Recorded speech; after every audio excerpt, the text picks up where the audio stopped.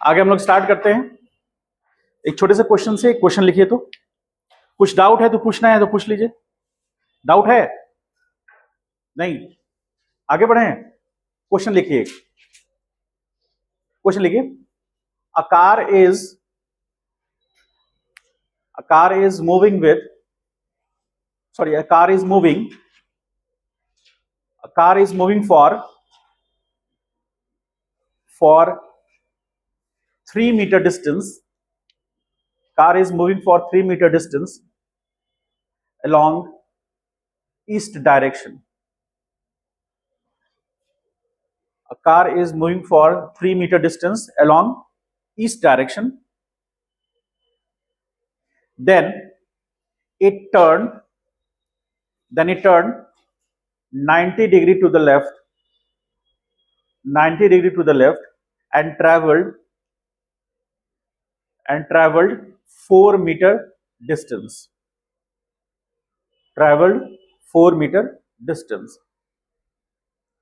Find the displacement covered by the car.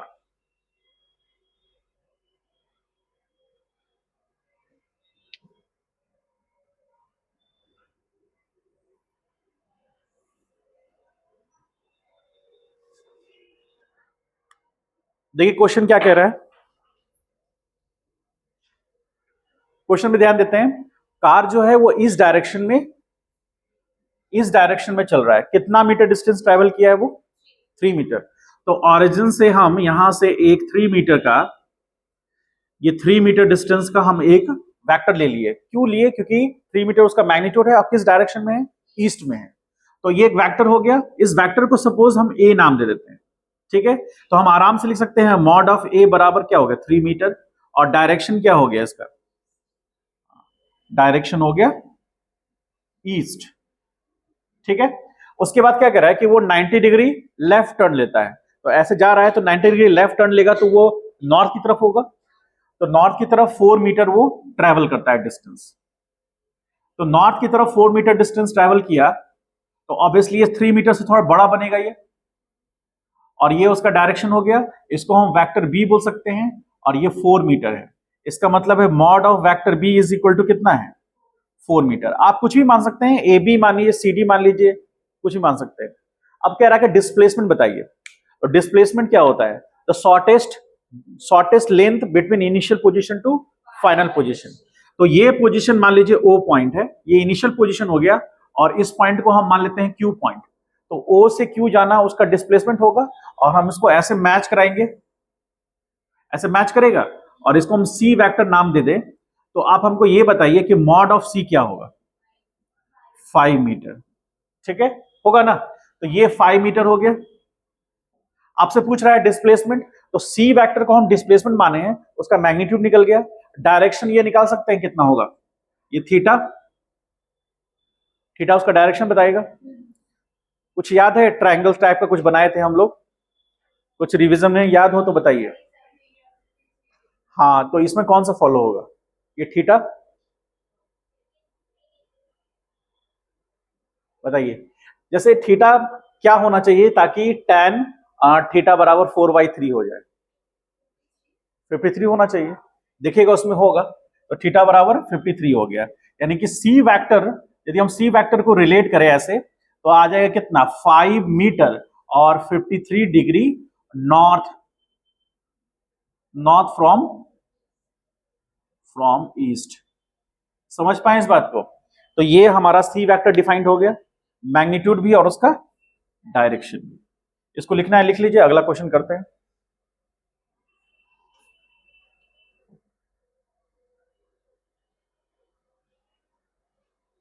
लिख लीजिए। हाँ,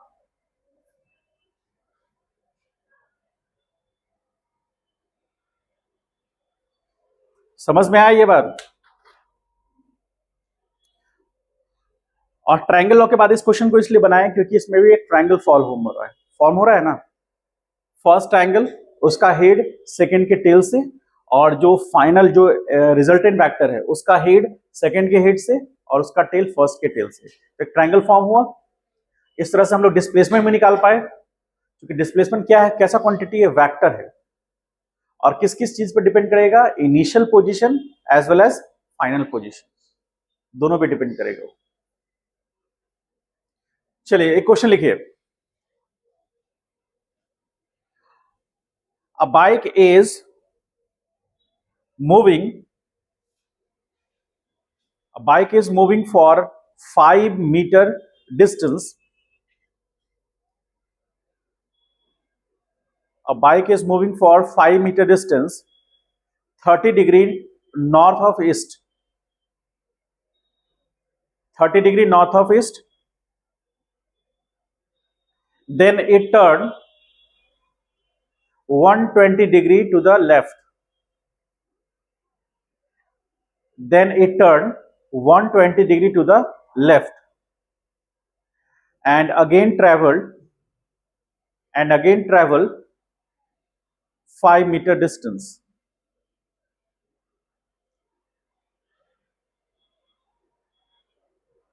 Find the displacement covered by the bike. Find the displacement covered by the bike.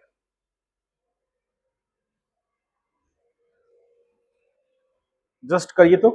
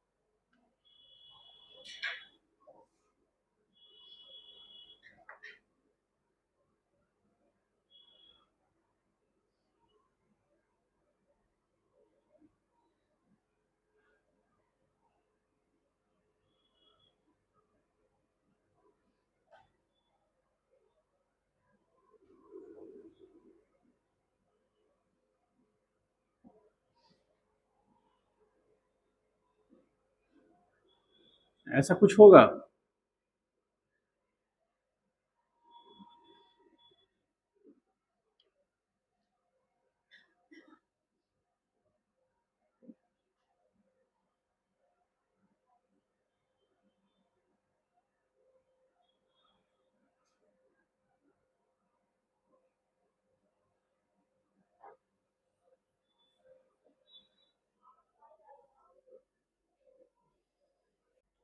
क्या सही है ये,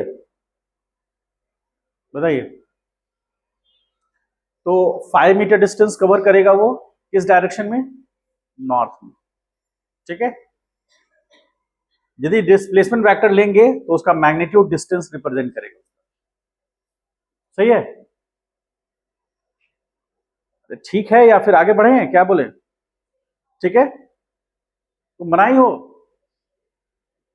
चलिए ठीक है। आगे बढ़ते हैं हम लोग पैरेललोग्राम लॉ की तरफ, ठीक है। अभी का आधा घंटा थोड़ा जरूरी है, इंपॉर्टेंट है थोड़ा।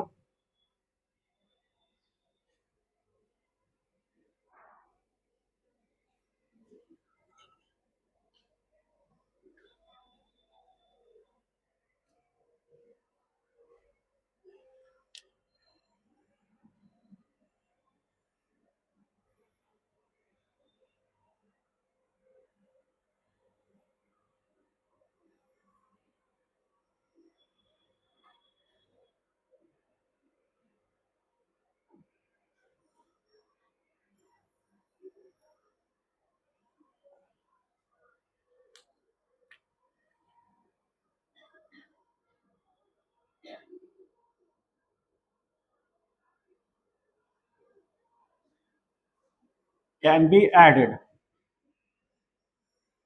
Only two vectors can be added. इसका मतलब पैरेललोग्राम लॉ में हेडिंग दे दिए, हेडिंग देकर आराम से बैठिए और समझिए कुछ क्या लॉ कह रहा है ये।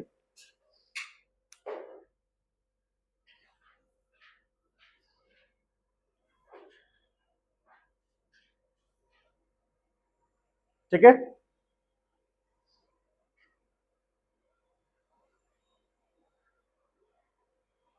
पैरेललोग्राम लॉ भी कितने वेक्टर को ऐड कर सकते हैं इसमें?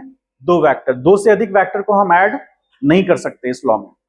ठीक है, तो हम लोग पहले समझते हैं। जैसे हमारे पास मान लीजिए कि कोई भी दो वेक्टर है, किसी भी अलग अलग पोजीशन पे हो सकता है। तो मान लीजिए सपोज करें कि एक वेक्टर हमारे पास ये वेक्टर ए है और एक वेक्टर हम इसको ऐसे मान लेते हैं कि ये वेक्टर हमारे पास बी है। ठीक है, पैरेललोग्राम पता है, पैरेललोग्राम में खासियत यह है कि कोई भी दो लाइन जो एक हमारे पास ट्राइपीजियम बनेगा उसका अपोजिट साइड्स पैरेलल होगा, इक्वल होगा। ठीक है, और यदि अपोजिट साइड्स पैरेलल इक्वल होगा और उनके बीच का एडजेसेंट साइड्स के बीच का एंगल 90 डिग्री है और सारे साइड्स इक्वल नहीं है तो रेक्टेंगल बनेगा, और यदि सारे साइड्स इक्वल हैं और उनके बीच का एंगल 90 है तो स्क्वायर बन जाएगा। ठीक है, अब आइए, तो हम लोग क्या कर रहे हैं कि पैरेललोग्राम लॉ किस लिए फॉलो होता है कि इसमें सबसे पहले हम लोग क्या करते हैं कि हम लोग v या फिर कह लीजिए कि टू वेक्टर्स मस्ट बी कोइनिशियल। मतलब वो दो वेक्टर्स क्या होने चाहिए? कोइनिशियल वेक्टर्स होने चाहिए, यानी दोनों का टेल पॉइंट सेम होना चाहिए। ठीक है, ये पहला क्राइटेरिया है उसका, जो कि ट्रायंगल लॉ में नहीं था। ठीक है, तो कह रहा है क्या कि किसी को भी फर्स्ट वेक्टर मान लेंगे, मान लीजिए फर्स्ट वेक्टर है और इसको मान लेंगे हम सेकंड वेक्टर है, तो फर्स्ट वेक्टर के टेल से सेकंड वेक्टर के टेल को मैच कराएंगे। ठीक है, इसमें प्रायोरिटी ऐसा कुछ नहीं है कि इसको फर्स्ट मानेंगे सेकंड मानेंगे, कुछ नहीं, आपको दोनों का टेल पॉइंट को मैच करा देना है। जो पैरेलल लॉ है उसका, शिफ्टिंग लॉ, जिसमें वेक्टर चेंज नहीं करता है। तो यहां पर क्या करना है, सिंपल। तो जैसे यहां पर देखिए, इसको हम लोग वेक्टर ए कह रहे हैं और वेक्टर ए के टेल पॉइंट से हम वेक्टर बी को हम ऐसे पैरेलल ऐड कर दिए। ठीक है, तो हल्का सा, यदि आपको हल्का ये दिखे तो कोई बात नहीं, आप समझिएगा कि इसको जस्ट पैरेलल शिफ्ट किए हम, तो वेक्टर ए और ये वेक्टर बी हो गया। और यदि ये दो साइड्स पैरेललोग्राम के एडजेसेंट साइड्स को रिप्रेजेंट कर रहे हैं तो इसको हम पैरेलल यहां शिफ्ट कर सकते हैं ऐसे। ठीक है, इसको ऐसे पैरेलल शिफ्ट कर सकते हैं, तो इस ए वेक्टर को ये हम ए वेक्टर कह सकते हैं।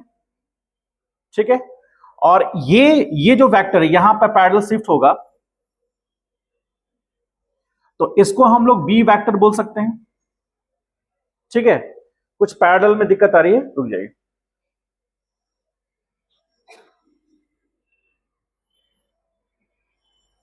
ये ए वेक्टर हो गया और यहां से पैरेलल हम जो शिफ्ट किए ये बी वेक्टर हो गया। ठीक है, अब देखिए क्या है, ए वेक्टर इसके पैरेलल होगा और बी वेक्टर के पैरेलल ये होगा। तो यहां पर हम डॉटेड लाइन इसलिए ड्रॉ किए हैं क्योंकि वो एग्जैक्ट वेक्टर शिफ्ट नहीं हुआ है। यदि वेक्टर शिफ्ट होता, मतलब ये वेक्टर ए यहां शिफ्ट होता तो कैसा दिखता, हम जस्ट वो शो किए हैं। शिफ्ट हुआ नहीं, हमारे पास तो दो ही वेक्टर है, जो ब्लू कलर से है वो हमारे पास वेक्टर है, और यदि बी वेक्टर को हम पैरेलल शिफ्ट करते तो कैसा दिखता, हम वहां ड्रॉ किए। अब ये चार जो है आपको, इसमें से दो इमेजिनरी वेक्टर हो गए, दो रियल वेक्टर हो गए, तो ये एक पैरेललोग्राम को शो कर रहा है। ठीक है, तो लॉ क्या कहता है कि यदि दो vector tail to tail add किए हुए कोइनिशियल वेक्टर्स हैं और वो पैरेललोग्राम के एडजेसेंट साइड्स को रिप्रेजेंट कर रहे हैं, तो उसका जो रिजल्टेंट होगा, यानी एडिशन रिजल्टेंट जो होगा वो कॉमन टेल पॉइंट से पास करेगा और डायगोनल से रिप्रेजेंट होगा। तो इसका डायगोनल यहां से देख ले हम, ये उसका डायगोनल हो गया। इसको हम यदि आर वेक्टर मान लेते हैं तो आर बराबर क्या हो गया, vector A plus vector B हो गया, यानी vector A plus vector B बराबर वेक्टर आर वेक्टर। और आर जो वेक्टर हुआ वो रिजल्टेंट हुआ, इसलिए हम कह सकते हैं R is equal to vector A plus vector B, that is resultant vector. ठीक है, अब रिजल्टेंट वेक्टर का जो मैग्नीट्यूड होगा, इस पॉइंट को ओ मान लेते हैं, इस पॉइंट को हम पी मान रहे हैं, इस पॉइंट को क्यू मान रहे हैं और इस पॉइंट को मान लेते हैं एन। तो आप कह सकते हैं कि O Q is equal to mod of R vector and that will be equal to mod of vector A plus vector B का मॉड। ये बात समझ पाए? ठीक है। और यहीं पर आप साइड में क्या लिख सकते हैं, OP बराबर वेक्टर ए का मॉड, उसके साथ साथ PQ is equal to mod of vector B का मॉड, और R तो हम निकाल ही चुके हैं। समझ पाए?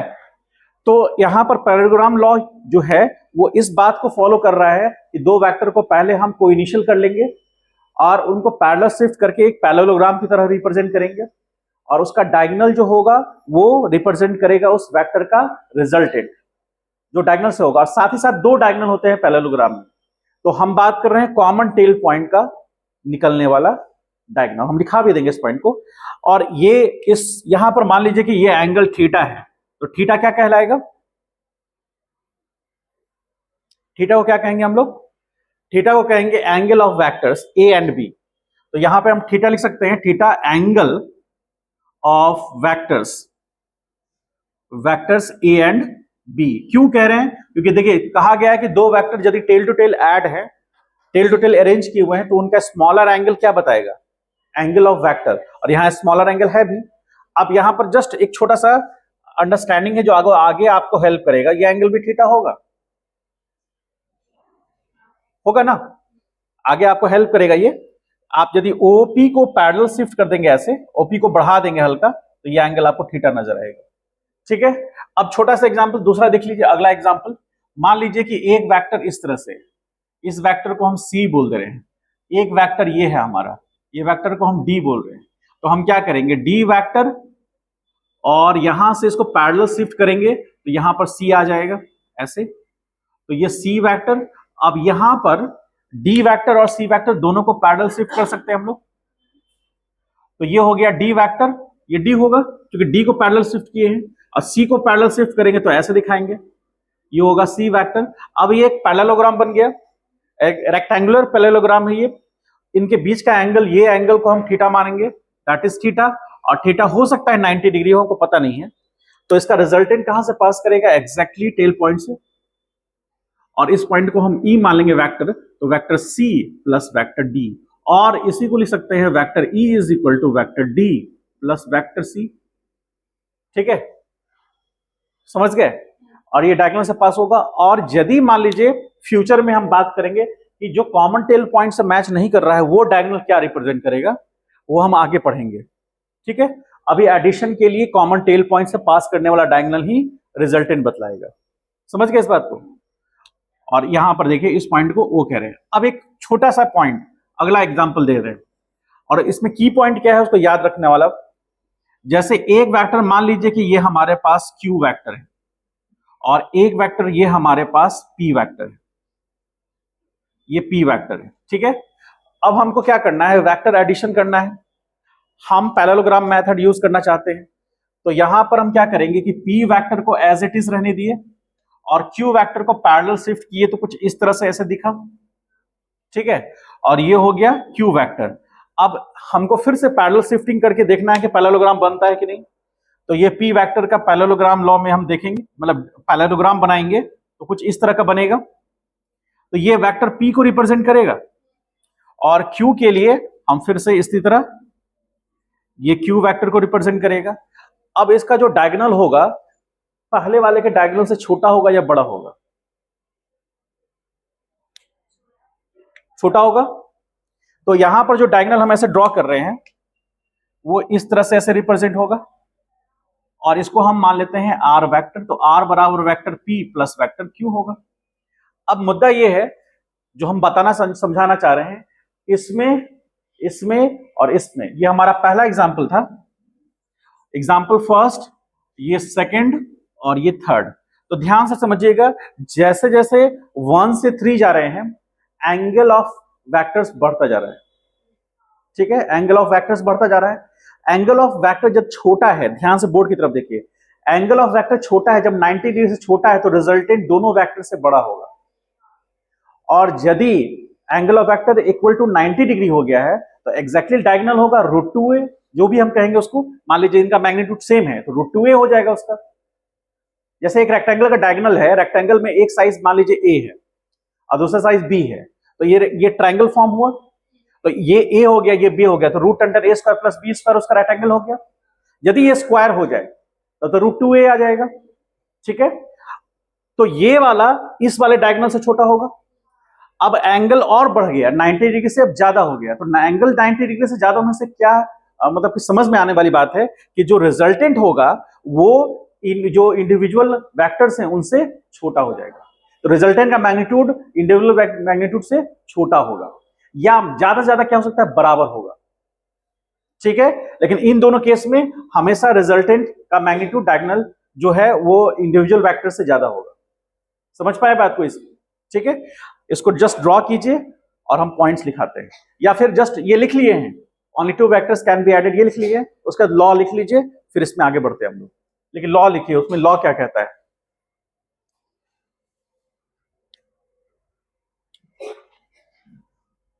लॉ लिखिए,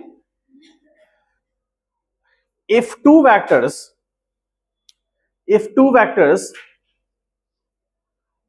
are arranged, if two vectors are arranged tail to tail, if two vectors are arranged tail to tail, and these two vectors represents the adjacent sides of the triangle, adjacent sides of a parallelogram. These two vectors represents the adjacent sides of a parallelogram,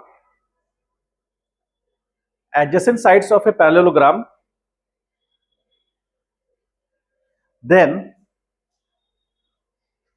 the resultant vector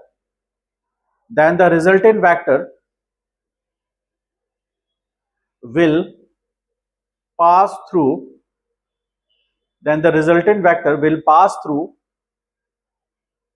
the diagonal of the parallelogram,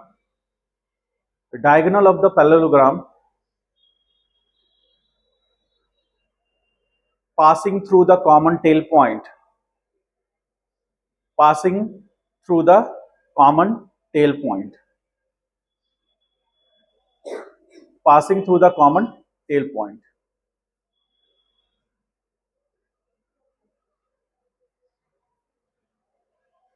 समझ गए? तो parallelogram law में दो कोइनिशियल vectors बनेंगे, adjacent side of parallelogram को represent करेगा वो, और उनको जब रिजल्टेंट निकालेंगे तो डायगोनल से पास करेगा उस पैरेललोग्राम के, और किस डायगोनल से, कॉमन टेल पॉइंट। क्योंकि ये कॉमन टेल पॉइंट है, यहां भी एक डायगोनल हो सकता है लेकिन वो कॉमन टेल पॉइंट नहीं होगा। ठीक है, अब इसको ड्रॉ कर लीजिए तीनों को सीक्वेंस में।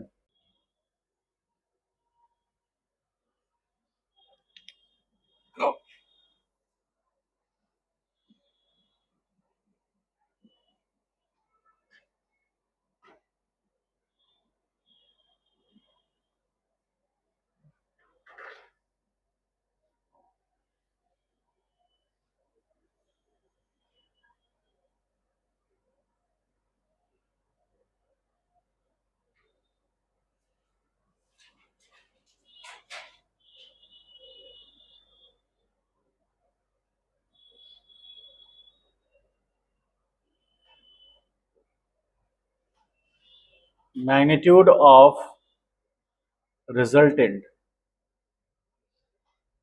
vector decreases as angle of vectors increases, the magnitude of resultant vector decreases. तो ये ग्राफिकल मेथड था जो आप पैरेललोग्राम लॉ में हम लोग पढ़े। अब एक छोटा सा पॉइंट और ध्यान में रखिए, इसको नोट पॉइंट लिख लिए है ना, या क्वेश्चंस बनाते समय बहुत की पॉइंट है, ये हेल्प करेगा आपको। ठीक है, कभी ऐसा भी होगा कि फर्स्ट वेक्टर का मैग्नीट्यूड सेकंड वेक्टर के मैग्नीट्यूड के बराबर है, और जो रिजल्टेंट है वो दोनों के मैग्नीट्यूड के बराबर है। मतलब फर्स्ट वेक्टर का मैग्नीट्यूड मान लीजिए 5 न्यूटन है, सेकंड वेक्टर का मैग्नीट्यूड 5 न्यूटन है, रिजल्टेंट का मैग्नीट्यूड भी 5 न्यूटन है। ऐसा भी हो सकता है, तो आपको ये समझ में आ जाना चाहिए। इसका मतलब है कि रिजल्टेंट जो वेक्टर है वो कंपोनेंट वेक्टर के बराबर है, इसका मतलब है कि एंगल 90 से ज्यादा होगा। बाकी दोनों केस में देख लीजिए। यदि हम बात करें स्क्वायर का भी ले लीजिए, स्क्वायर होगा ना, तब ये फर्स्ट वेक्टर का मैग्नीट्यूड सेकंड वेक्टर के मैग्नीट्यूड के बराबर होगा। उसमें भी जो रिजल्टेंट होगा वो दोनों के मैग्नीट्यूड से ज्यादा होगा। लेकिन तब कौन सा कंडीशन ऐसा आएगा जिसमें हम कह सकते हैं कि रिजल्टेंट का मैग्नीट्यूड भी फर्स्ट वेक्टर सेकंड वेक्टर के मैग्नीट्यूड के बराबर है? वो तभी होगा जब एंगल 90 डिग्री से ज्यादा होगा। हम प्रूफ करेंगे इसको। आप ऐसे कॉमन सेंस लगा के सोचिए कि रिजल्टेंट वेक्टर का मैग्नीट्यूड कम कब होगा? जब ये एंगल और बढ़ता जाएगा, है ना, तब जाकर के एक ऐसा सिचुएशन होगा जब फर्स्ट वेक्टर का मैग्नीट्यूड बराबर सेकंड वेक्टर का मैग्नीट्यूड बराबर रिजल्टेंट का मैग्नीट्यूड। ठीक है, बहुत बढ़िया एक कंक्लूडिंग पॉइंट आएगा जो आगे बहुत हेल्प करेगा आपको। अब इसमें एक जो की पॉइंट है वो समझिए क्या है। जैसे मान लीजिए हम सिर्फ किसको देखें, यहां वाला फर्स्ट एग्जांपल में देखिए डायग्राम को, ओ पी और क्यू, बस इस तीनों को ध्यान से देखिए। तो हमारे पास ओपी जिसको हम वेक्टर ए बोल रहे हैं, और एक पी क्यू जिसको बी वेक्टर बोल रहे हैं, और ओ क्यू जिसको हम आर वेक्टर बोल रहे हैं। ठीक है, तो ये तीनों वेक्टर मिल करके एक ट्रायंगल लॉ फॉलो हो रहा है। देखिए, फर्स्ट वेक्टर का हेड सेकंड वेक्टर के टेल से, और जो रिजल्टेंट है उसका हेड सेकंड के हेड से, और उसका टेल फर्स्ट के टेल से। तो ये एक ट्रायंगल फॉर्म हो रहा है। तो ये ट्रायंगल लॉ को फॉर्म कर रहा है, ट्रायंगल लॉ।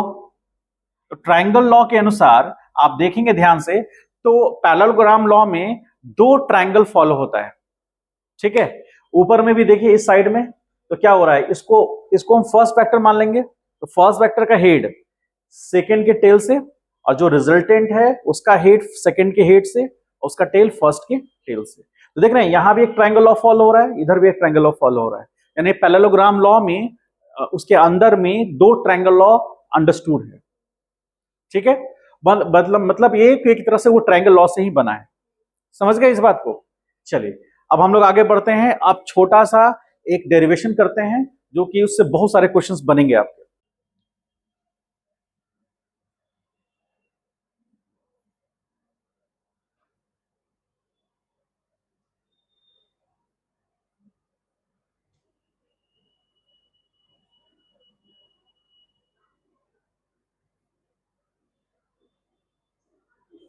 देखिए एनालिटिकल मेथड, इससे पहले हम लोग जो पढ़े ग्राफिकल मेथड, कहीं भी मैथमेटिक्स यूज नहीं किए।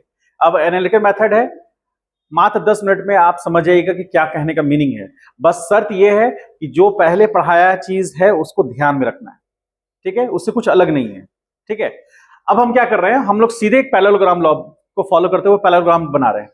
तो देखिए यहां पर ध्यान से, ये मान लीजिए कि वेक्टर ए है और इसके टेल पॉइंट से एक वेक्टर बी है। ठीक है, ऑब्वियसली थोड़ा सा आपको दिख रहा होगा कि वेक्टर ए थोड़ा बड़ा है, उसका मैग्नीट्यूड थोड़ा बड़ा है वेक्टर बी से। ठीक है, अब हम क्या कर रहे हैं कि पैरेललोग्राम फॉलो कर रहे हैं। तो यहां पर इस तरह से पैरेलल हम शिफ्ट करके वेक्टर ए ड्रॉ कर दिए फिर से, मतलब वेक्टर यहां शिफ्ट हुआ नहीं है, यदि होगा तो कैसा दिखेगा। और यहां से पैरेलल हम, पैरेलल दिख रहा है ये, हल्का सा ये और थोड़ा इधर आएगा। अब देखिए, ठीक है, ठीक, तो ये हो गया वेक्टर बी और ये वेक्टर ए हो गया। अब इस पॉइंट को हम ओ पॉइंट कह रहे हैं, इस पॉइंट को हम पी नाम दे रहे हैं, इस पॉइंट को हम क्यू दे रहे हैं, और इस पॉइंट को एन। ठीक है, नाम अलग अलग दे दिया हमने चारों अलग अलग पॉइंट्स को। तो ये एक पैरेललोग्राम बना है। ठीक है, और ये उसका रिजल्टेंट है।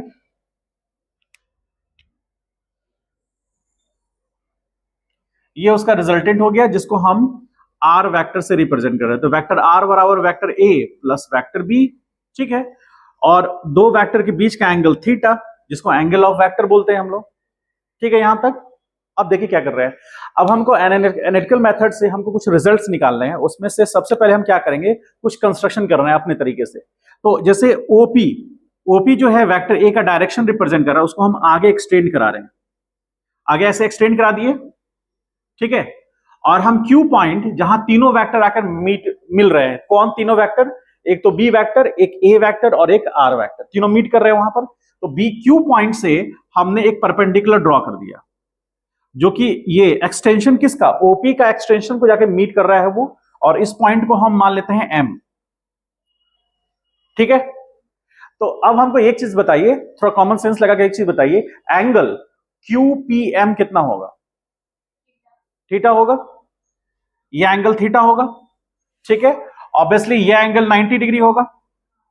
ठीक है, अब हम क्या कर रहे हैं कि हम कौन से ट्राइंगल में एंटर कर गए हैं, अब बताते हैं इन ट्राइंगल। उससे पहले हम क्या देखेंगे, छोटा सा देखते हैं इन ट्राइंगल।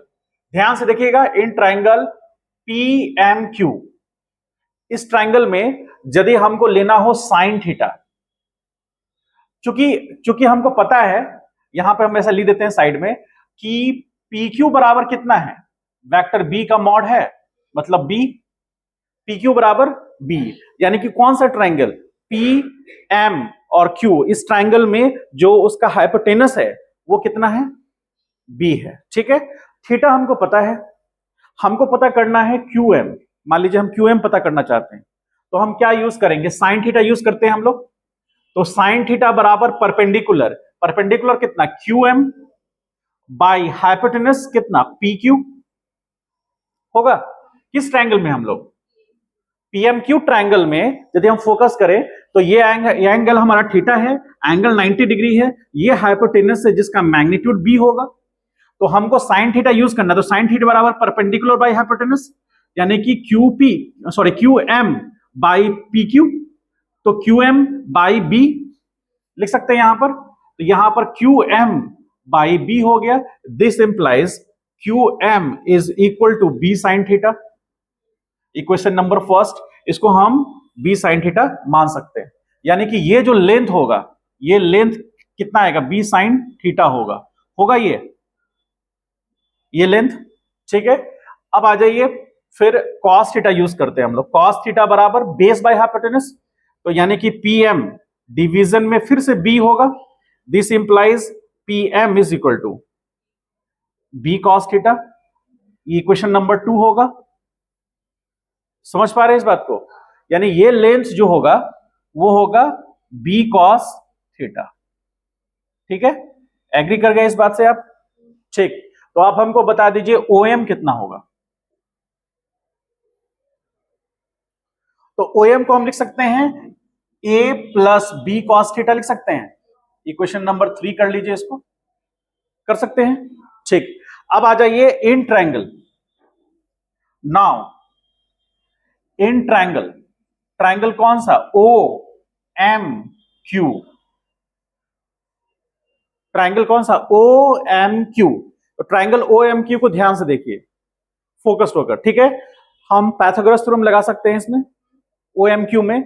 तो हम लिख सकते हैं OQ का होल स्क्वायर, यानी OQ स्क्वायर इक्वल टू क्या लिख सकते हैं, OM का स्क्वायर, QM का होल स्क्वायर लिख सकते हैं। इक्वेशन नंबर, ये थर्ड था, इसको 4 कर लेते हैं। ठीक है, तो OQ जो है बेसिकली हम पहले लिखाए थे आपको इससे पहले वाले में, OQ किसको रिप्रेजेंट कर रहा है, रिजल्टेंट वेक्टर का मैग्नीट्यूड, जो कि लेंथ है ना, तो लेंथ मैग्नीट्यूड को रिप्रेजेंट करेगा, वेक्टर को नहीं करेगा, उसके मैग्नीट्यूड को रिप्रेजेंट करेगा। तो हम यहां पर ऐसे लिख सकते हैं ना, OQ is equal to mod of R vector, that is R, लिख सकते हैं। तो OQ कह रहा है, तो OQ का स्क्वायर यानी R का स्क्वायर, इसका मतलब है मॉड ऑफ R वेक्टर का होल स्क्वायर, ऐसा भी लिख सकते हैं हम, या सिंपली R स्क्वायर लिख सकते हैं। R स्क्वायर क्या रिप्रेजेंट करेगा, उस रिजल्टेंट वेक्टर का मैग्नीट्यूड का स्क्वायर, बराबर। अब OM है, तो OM को हम कैसे लिख सकते हैं, OM को लिख सकते हैं A plus B cos theta का होल स्क्वायर, और प्लस QM को हम क्या लिख सकते हैं, देखिए, तो यह हो जाएगा B साइन थीटा का स्क्वायर, ऐसे लिख सकते हैं। ठीक, तो यहां हम simply R square equal to लिख दिए। अब A प्लस B का होल स्क्वायर होगा A square plus B square cos square theta, plus यहां भी क्या होगा, B square sine square theta, और A square plus B square theta, और एक और बच गया 2AB कॉस थीटा, ऐसा लिख सकते हैं। ठीक है, अब आप ध्यान से फोकस करके देखिए, यहां B square cos square theta है, B square sine square theta है, दोनों में B स्क्वायर कॉमन लेंगे तो क्या बन जाएगा, cos square theta plus sign square theta, वो 1 होगा। तो फाइनली हम यहां पर लिखे R square is equal to, यहां पर A स्क्वायर और प्लस B स्क्वायर कॉमन लिए तो sine square theta plus cos square theta, और प्लस कितना हो जाएगा ये 2AB कॉस थीटा, ऐसा लिख सकते हैं। अब R square equal to A square और प्लस B स्क्वायर इंटू 1, ठीक है, और प्लस 2AB कॉस थीटा। तो फाइनल हमारे पास आर स्क्वायर इक्वल टू आया A square plus B square और प्लस 2ab कॉस थीटा। तो आर को इधर ले जाएंगे तो रूट आएगा, तो R is equal to root under A square plus B square plus 2ab cos theta. ठीक है, आ गया ये। अब आपके लिए सबसे इंपॉर्टेंट की पॉइंट है, ध्यान दो यहां पर। सबसे इंपॉर्टेंट की point that is equation number कितना है ये? इसको हमने 4 माना है, इसको हम 5 मानेंगे। ये बहुत इंपॉर्टेंट है, ये आपको 12th में भी काम देगा, ध्यान रखिएगा। स्टार मार्क दिए हैं, पहला ऐसा इक्वेशन है जिसको हमें स्टार मार्क दिए हैं। ठीक है, अब हम इस पे थोड़ा सर्च करते हैं कि क्या है ये। आर क्या रिप्रेजेंट कर रहा है? हाँ, रिजल्टेंट वेक्टर का मैग्नीट्यूड। कहीं पर भी एरो है इसमें, कहीं पर भी किसी पे भी एरो नहीं है, इसका मतलब हम सिर्फ किसकी बात कर रहे हैं? मैग्नीट्यूड की बात कर रहे हैं, यहां डायरेक्शंस की बात ही नहीं है। ठीक है, बस अब ये क्या है कि आर रिप्रेजेंट कर रहा है रिजल्टेंट वेक्टर का मैग्नीट्यूड। ठीक है, ए जिस पर स्क्वायर है, तो ए क्या रिप्रेजेंट कर रहा है? वेक्टर ए का मैग्नीट्यूड, जो कि आप यहां ओपी में देख रहे हैं उसको। ठीक है, ओपी ज्यादा बड़ा होगा तो वेक्टर ए का मैग्नीट्यूड बड़ा हो जाएगा। उसके बाद उसी के करस्पॉन्डिंग वेक्टर बी का मैग्नीट्यूड, तो ये वेक्टर बी है, इसका मैग्नीट्यूड ये लंबा होगा तो वी का मैग्नीट्यूड बड़ा होगा। और उसके बाद 2ab यानी कि 2 इंटू फर्स्ट वेक्टर का मैग्नीट्यूड इंटू सेकेंड वेक्टर का मैग्नीट्यूड और कॉस थीटा। थीटा क्या है? हाँ, तो यहां पर जो लिखा हुआ है, यहां पर जो लिखा हुआ है कि 2ab cos थीटा, यानी कि ए और बी के बीच का एंगल। ठीक है, यहां पर 2cd मान लीजिए लिखा हुआ है गलती से, आगे क्वेश्चंस में अलग अलग नाम आएंगे, तो मान लीजिए 2 इंटू सी इंटू डी कॉस थीटा। इसका मतलब है यहां थीटा जो है वेक्टर सी और वेक्टर डी के बीच का एंगल। कभी गलती से यहां आर इंटू बी मत कर दीजिएगा, मतलब आर वेक्टर और बी वेक्टर के बीच का एंगल ये नहीं होगा यहां पर। ठीक है, हमेशा दो वेक्टर जिनसे वो रिजल्टेंट बना है, उस दो वेक्टर को कॉम्पोनेंट वेक्टर बोलते हैं, उस कॉम्पोनेंट वेक्टर के बीच का एंगल है। समझ पाए इस बात को? अब ये जो हुआ, ये रिजल्टेंट का मैग्नीट्यूड बता दिया। ठीक है, अब हम बात करेंगे इसके डायरेक्शन पे। तो यहां पर हम सब यहां को लिखा देंगे वेयर, वेयर आर क्या होगा?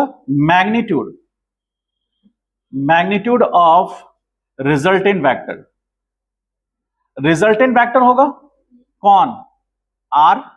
आर जहां आर क्या है? R is equal to vector A plus vector B है। ठीक है, उसके बाद A magnitude of vector A, B क्या होगा? Magnitude, magnitude of vector B, and theta angle between vector A and vector B. ठीक है, अब इसमें हम बात करते हैं डायरेक्शन का। ठीक है, इसमें दो चीज का डायरेक्शन की हम बात करेंगे कि ये थीटा हो गया ए और बी, और यदि ये एंगल को हम अल्फा ले तो अल्फा क्या रिप्रेजेंट कर रहा है? अल्फा रिप्रेजेंट कर रहा है angle between vector A and resultant vector. ठीक है, और यहां पर ये बीटा, तो बीटा रिप्रेजेंट करेगा angle between B vector and resultant vector. ठीक है, और हम इसको देखकर कह सकते हैं कि theta will be equal to alpha plus beta. ठीक है, इसको पहले राइट डाउन कर लीजिए पूरी तरह से, तेजी से करिए तो डायरेक्शन बताएंगे, काम खत्म। डाउट है तो पूछ लीजिए।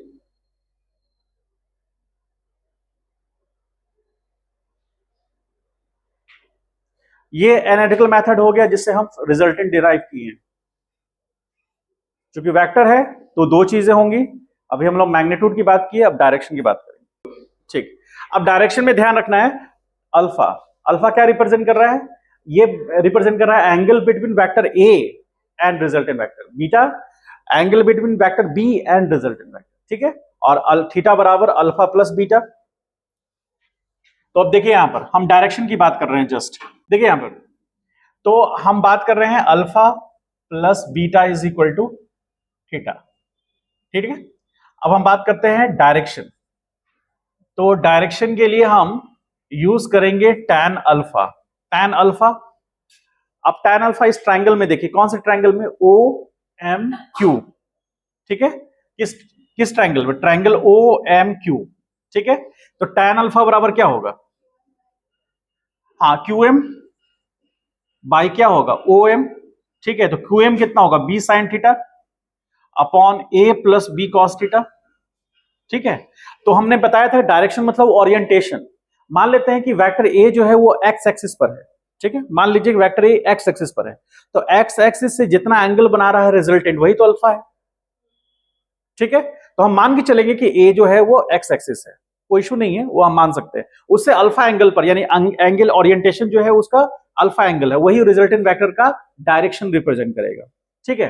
तो यहां tan alpha is equal to हो गया b sin theta upon a plus b cos theta, ठीक है। अब इसी के करस्पॉन्डिंग ये भी इंपॉर्टेंट फॉर्मूला है, आपको आगे काम आएगा डायरेक्शन में, और ये उसमें रिजल्टेंट कितना नंबर क्वेश्चन था, 5 नंबर था, ये 6 नंबर हो गया। अब हम बात करते हैं, ये जो एंगल अल्फा है ये है angle made by resultant with vector A, ठीक है। अब हम बीटा की बात करते हैं, तो उसके करस्पॉन्डिंग tan बीटा, इसको याद रखिएगा, हम ड्राइव भी कर सकते हैं, आपको देते हैं होमवर्क में, आप ड्राइव करके बताइएगा। tan बीटा जहां जहां b है वहां वहां a हो जाएगा, तो यहां होगा a sign theta upon b plus a cos theta. देखिए b की जगह a हो गया साइन थीटा, और जहां a था वहां b, और यहां b था वहां क्या हो गया a। आप इसको ड्राइव कीजिएगा, कैसे ड्राइव कीजिएगा हम एक छोटा सा एग्जांपल देके बताते हैं। ये फार्मूला आएगा आपके पास 6 नंबर, ये 7 नंबर, और यहां पर सॉरी बीटा होगा, यहां बीटा होगा, और बीटा जो है that is angle between resultant and vector B. अब आप सोचिए कि कैसे ये निकलेगा, जैसे हम आप पढ़े होंगे, यदि बात करें theta is equal to alpha plus beta, हमको बीटा लेना है, तो बीटा बराबर हो गया थीटा माइनस अल्फा, दोनों टाइप tan यूज करेंगे दोनों साइड, तो tan beta is equal to क्या होगा, tan theta minus alpha. tan a minus B का फॉर्मूला पढ़े हैं, नहीं पढ़े हैं, नहीं पढ़े, ठीक है। तो ऐसा करेंगे, नेक्स्ट क्लास में हम डिराइव कर देंगे, आप एक बार जस्ट जाके देखिएगा, ठीक है। हम डिराइव करके tan बीटा बराबर इतना ले आएंगे, इसी से आएगा tan a माइनस बी होता है ना, tan a और minus tan b, sorry plus minus tan b होता है upon 1 minus 1 plus tan a into tan b होता है। ये फॉर्मूला है tan a माइनस बी का, घर जाइएगा कॉपी देखिएगा, इसमें मिल जाएगा ऐसा, ठीक है। तो ये बहुत बड़ा इशू नहीं है, डेरिवेशन आपको पूछता भी नहीं है, बस हम आपको बताने के लिए कि थोड़ा समझ में आपको आए, खास करके मैथमेटिक्स वाले बच्चे जो जेई की तैयारी करें उनके लिए। बाकी नीट वाले डायरेक्ट इसको यूज करेंगे, कोई दिक्कत नहीं। ध्यान में रखना है बीटा क्या रिप्रेजेंट करेगा, एंगल बिटवीन वेक्टर, बीटा जो है वो रिजल्टेंट और बी के बीच का एंगल है, अल्फा फर्स्ट वेक्टर और रिजल्टेंट के बीच में एंगल है। ए को हम फर्स्ट वेक्टर मानते हैं और बी को सेकंड वेक्टर मानते हैं,